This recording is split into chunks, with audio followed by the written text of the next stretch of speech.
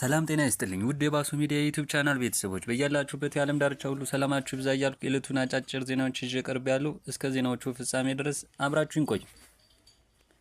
የአሜሪካው የውጭ ጉዳይ ሚኒስቴር ማርኮ ሩቢዮ ከጦርነት በኋላ በጋዛ ሰርጥ ለሚቋቋመው ዓለም አቀፍ የጸጥታ ኃይል ኢትዮጵያ ወታደሯ እንድታበረክት ለጠቅላይ ሚኒስትር አብይ አህመድ ጥያቄ ማቅረባቸው ተሰማ። ጉዳዩን በቅርበት የሚያውቁ ዲፕሎማቶች ለዘ ታይምስ ኦፍ እስራኤል እንደገለጹት ጥያቄው የቀረበው በዚህ ሳምንት መጀመሪያ ላይ ማርኮ ሩቢዮ ከጠቅላይ ሚኒስትር አብይ አህመድ ጋር ባደረጉት ውይይት ነበር። ዋሽንግተን ኢትዮጵያ የመረጠችበት ዋና ምክንያት የዳበረ ልምድ ኢትዮጵያ በተለያዩ አፍሪካ ሀገራት እንደ ሶማሊያ፣ ደቡብ ሱዳን እና አብዮ ባላት ስኬታማ የሰላም ማስከበር ተልዕኮ የምትታወቅ በመሆኑ ነው። ገለልተኝነት ከጦርነቱ ማብቂያ በኋላ አካባቢውን ለማረጋጋትና ለማስተዳደር የሚቋቋመው ኃይል ተቀባይነት ያለውና ገለልተኛ እንዲሆን ከመፈለጉም የተነሳ ነው። የኢትዮጵያ ምላሽ ግን እስካሁን ምንም እንኳ ሲጂቲኤን አፍሪካ ጥያቄው መቅረቡን ቢያረጋግጥም እስካሁን ድረስ ግን ከኢትዮጵያ መንግስት በኩል የተሰጠ ይፋዊ ምላሽ የለም ብሏል። የሩሲያው ፕሬዝዳንት ቭላዲሚር ፑቲን ምዕራብ ሩሲያን በአክብሮት የሚመለከቱ ከሆነ የሩሲያ ዩክሬን ጦርነት መቋጫን እንደሚያገኝ የተናገሩ ፑቲን 4 ሰዓት ተኩል ለሚጠጋ ሰዓት በቆየውና በትላንትናው ዕለት በተካሄደው ማራቶን በተሰኘው የቀጥታ ስርጭት የቴሌቪዥን ፕሮግራም ላይ ከቢቢሲ ጋዜጠኛው ስቲቭ ሮዘንበርግ ጋር ቆይታ አድርጓል። በቃለ መጠይቁ በሩሲያ ዩክሬን ጦርነት ላይ ሩሲያ አዲስ ልዩ ወታደራዊ እንቅስቃሴዎችን ታደርግ ይሆን ተብሎ ለተጠየቁት ምዕራባውያን በአክብሮት የሚመለከቱት ከሆነ ጥቅሞቻችን የማይነኩ ከሆነ እኛም የማንን ጥቅም አንነካም ብሏል። ከዩክሬን ጋር ምንም አይነት ጦርነት እንዲቀጥል አናደርግም ሲሉም ፑቲን ተናግረዋል። መጀመሪያውንም ሩሲያ ወደ ጦርነት ለመግባት አላሰበችም ነበር ያሉት ፑቲን አውሮፓ ከፈለገ ግን ሀገራችን አሁንም ዝግጁ ናት ብሏል። ፑቲን አያይዘውም ከምዕራባውያን ጋር በዩክሬን ጉዳይ መጎረባበጥ ውስጥ ማንገባ ከሆነ አዲስ ልዩ ወታደራዊ እርምጃ በዩክሬን ላይ አይኖረንም ሲሉም አረጋግጧል። የሩሲያ መንግስት ቴሌቪዥን እንደዘገበው ለፑቲን ከ3 ሚሊዮን በላይ ጥያቄዎች ቀርበውላቸው ሲል የዘገበው በተባበሩት አረብ ኤሚሬትስ ዩናይትድ አረብ ኤሚሬት እየጣለ ባለው ከባድ ዝናብ እና ነፋስ ምክንያት የአንድ ወጣት ህይወት ማለፉ ተሰማ። የ27 ዓመቱ ህንዳዊ ወጣት ሳልማን በሞተር ብስክሌት ሲጓዝ በነበረበት ወቅት ዝናቡ ይበረታል። በዚህም ምክንያት ሞተሩን አቁሞ ዝናብ ለመጠለል በአቅራቢያ ወደሚገኝ ግንባታ ላይ ያለ ህንፃ ስር ይገባል። ይሁን እንጂ በኃይለኛው ነፋስ ምክንያት የግንባታው ግድግዳ ተደርምሶ በላዩ ላይ በመውደቁ ወጣቱ እዛው ህይወቱ ሊያልፍ ችሏል። በርካታ ኢትዮጵያውያን በሚኖሩበት ኤሚሬትስ አሁንም ዝናብና ነፋሱ እንደበረታ መሆኑን የሚያመለክቱት ጥንቃቄዎች እንዲደረግ ይመከራል። ከግንባታ ስራዎች ራቁ። ዝናብ ከሚኖርበት ወቅት በግንባታ ላይ ያሉ ህንፃዎች፣ ጊዜያዊ አጥሮችና ኮንቴነሮች ስር መቆም አደገኛ ነው። ለሞተር ተጓዦች ዝናብ በሚዘንብበት ወቅት መንገዶች ሊያንሸራትቱ ስለሚችሉና ታይነት ስለሚንቀሳቀስ ጉዞውን ቢያቆሙ ይመረጣል። ጥንቃቄ በአካባቢ ከባድ ንፋስ ካለ ሊወድቁ የሚችሉ ነገሮች እንደ ቦርዶችና ዛፎች ስር ከመቆም ራስዎን ይቆጥቡ።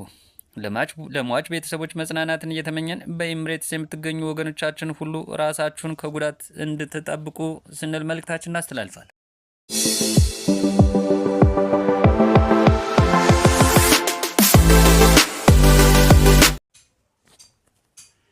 ፕሬዚዳንት ዶናልድ ትራምፕ ለአሜሪካ ጦር ሰራዊት አባላት የአንድ ጊዜ ክፍያ ይፋ አደረጉ። የአሜሪካው ፕሬዚዳንት ዶናልድ ትራምፕ ከ1.45 ሚሊዮን በላይ ለሚሆኑ የአገሪቱ ጦር ሰራዊት አባላት እያንዳንዳቸው $1,776 የአንድ ጊዜ ክፍያ እንደሚሰጣቸው አስታወቁ። ፕሬዚዳንቱ ዋተር ዲቫይንድ ሲሉ የጠሩት ይህ ክፍያ የገና በዓል ከመድረሱ በፊት ለወታደሮቹ እጅግ የሚገባ እንደሆነም ገልጸዋል። ፕሬዚዳንት ትራምፕ ለክፍያው የተመረጠውን $1,776 የአሜሪካ ነጻነት ከታወጀበት የፈረንጆቹ ዓመት 1776 ጋር በማያያዝ ክፍያውን ወታደሮቹ ለሀገራቸው ለሚከፍሉት መስዋዕትነትና ለሚያበረክቱት የላቀ አገልግሎት እውቅና ለመስጠት የታሰበ መሆኑን አስረድቷል። ቾኮቹ አሁኑኑ በመላክ ላይ ናቸው። ከወታደሮቻችን በላይ ይህ ክፍያ የሚገባው ማንም የለም ሲሉም አክለዋል። እንደ ፕሬዚዳንቱ ገለጻ ለዚህ ክፍያ የሚውለው በቢሊዮን የሚቆጠር ዶላር የተገኘ ከአስመጭ ዕቃዎች ላይ በተጣለ ቀረጥና በቅርቡ ከጸደቁ ህጎች ነው ብለዋል። የክፍያው ተጠያቂዎች እስከ ኖቬምበር 30 ቀን 2025 ድረስ በንቁ ወታደራዊ አገልግሎት ላይ የሚገኙ የክፍያ ደረጃቸው ከኦ6 እና ከዚያ በታች የሆኑ አባላት እንዲሁም በተራዘመ የውጊያ ትዕዛዝ ላይ ያሉ የተጠባባቂ ኃይል አባላትን ያካትታል። ይህ ማስታወቂያ የወጣው ፕሬዚዳንት ትራምፕ በኢኮኖሚ ሁኔታዎችና በዋጋ ግሽበት ምክንያት ከህዝብ በሚሰነዘርባቸው ጫና ለመቀነስ በሚጥሩበት ወቅት መሆኑ ተንታኞች ይገልጻሉ። በቅርቡ የወጡ የህዝብ አስተያየቶች መስጫ ውጤቶች በኢኮኖሚ ላይ ያለውን ቅሬታ የሚያሳዩ ሲሆን ይህ እርምጃ ለጦር ሰራዊቱ ድጋፍ ከመስጠት ባለፈ ፖለቲካ ፋይዳ ሊኖረው እንደማይችልም ይገምታል ብሏል።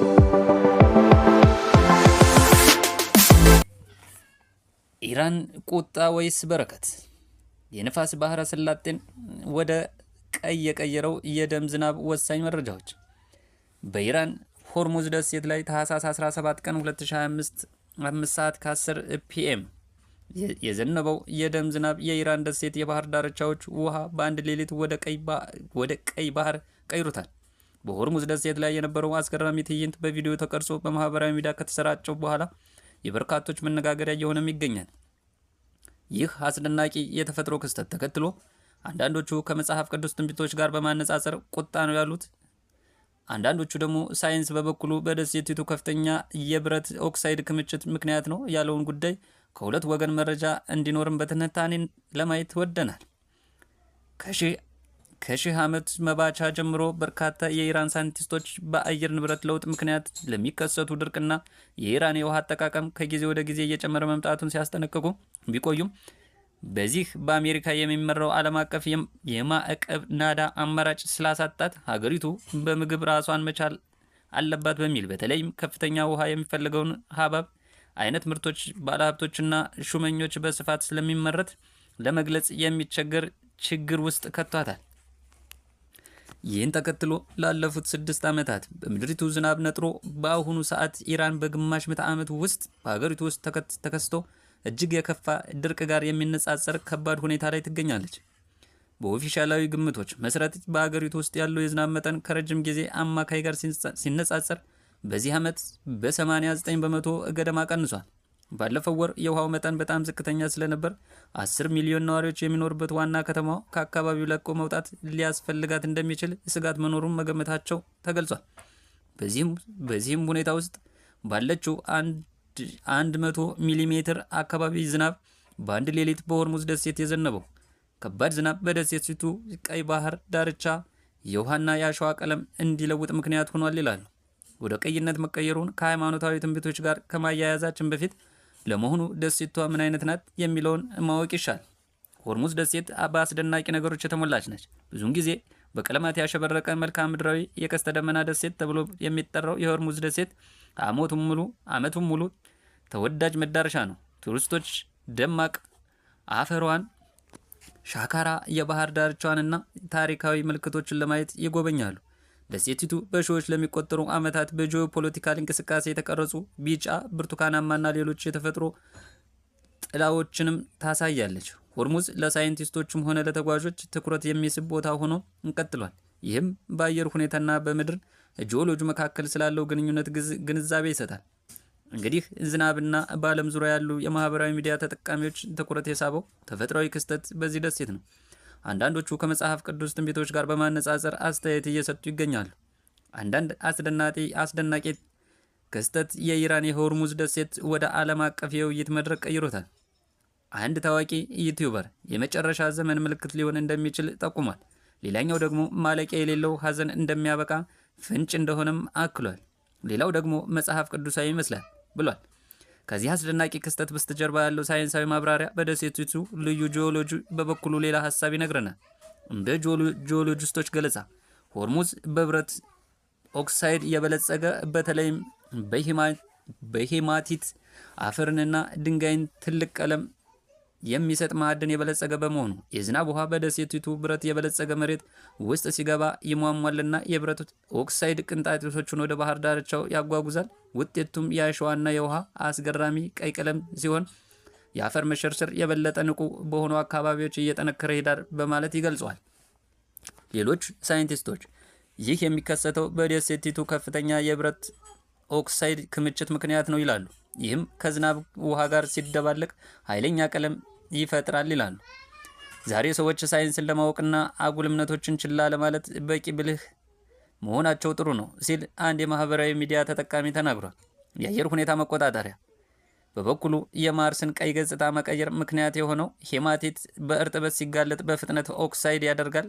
የፋርስ ባህረ ሰላጤ ቀስተ ደመና ደሴት በመባል የምትታወቀው ካሌይዶስኮፕ በማዕድን ብታብረቀርቅም የታወቀችና በዚህ የእንግዳ መሰል ትዕይንቶች በእውነት ህያው የሚሆን በዝናብ ጊዜ ነው ሲል ይገልጸዋል። ዜናዎቹ እነዚህን ይመስሉ ነበር። አብራችሁኝ ስለቆያችሁ ከልብ እያመሰገንኩ ለቻናሉ